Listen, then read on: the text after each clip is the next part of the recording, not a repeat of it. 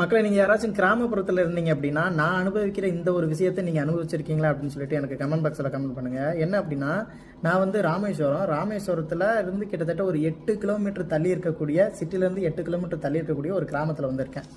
இப்போ பார்த்தீங்க அப்படின்னா டைம் வந்து ஒரு 6:54 தான் ஆகுது. அதாவது 7 மணி. மழை டைம்னால சீக்கிரமாகவே இருட்டிருச்சு. ஸோ இது வந்து வெயில் டைம் அப்படின்னு பார்த்தீங்கன்னா ஒரு 7:30 மணிக்கெலாம் இருட்டிடும். ஸோ இந்த 7:30 மணிக்கு நம்ம என்ன பண்ணுவோம் அப்படின்னா சாப்பிட்டுட்டு நாங்கள் வாட்டுக்கு தூங்க வந்துடுவோம்.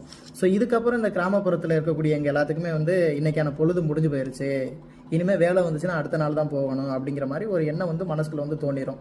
ஸோ எனக்குமே பார்த்தீங்க அப்படின்னா அவ்வளோதான்ப்பா ஊரே அடங்கிருச்சு அப்படிங்கிற மாதிரி தோணுது. ஆனால் சிட்டி பக்கத்து இருக்காங்கல்ல, இப்போ நான் ராமேஸ்வரத்தில் இருக்க சிட்டியும் சரி, நீங்கள் இருக்கனால உங்களோட சிட்டிலையும் சரி, அங்கேனா பார்த்தீங்க அப்படின்னா கிட்டத்தட்ட 10-11 மணி வரையிலும் சிட்டியே இயங்கிக்கிட்டு இருக்கும். ஸோ அது வேறு அனுபவமாக இருக்குது, இது வேறு அனுபவமாக இருக்குது. என்னைய மாதிரி நீங்கள் அனுபவம் அனுபவிச்சிருக்கீங்களா? சிட்டிக்குள்ளே போனீங்கன்னா சிட்டி வந்து இயங்கிக்கிட்டு இருக்குமே, அந்த அனுபவம் எப்படி இருக்குது, கிராமப்புற அனுபவம் எப்படி இருக்குது அப்படின்னு சொல்லிட்டு கமெண்ட் பாக்ஸில் கமெண்ட் பண்ணுங்கள். என்னைய மாதிரி நீங்களும் யோசிச்சிருந்தீங்க அப்படின்னாலும் கமெண்ட் பாக்ஸில் கமெண்ட் பண்ணிடுங்க.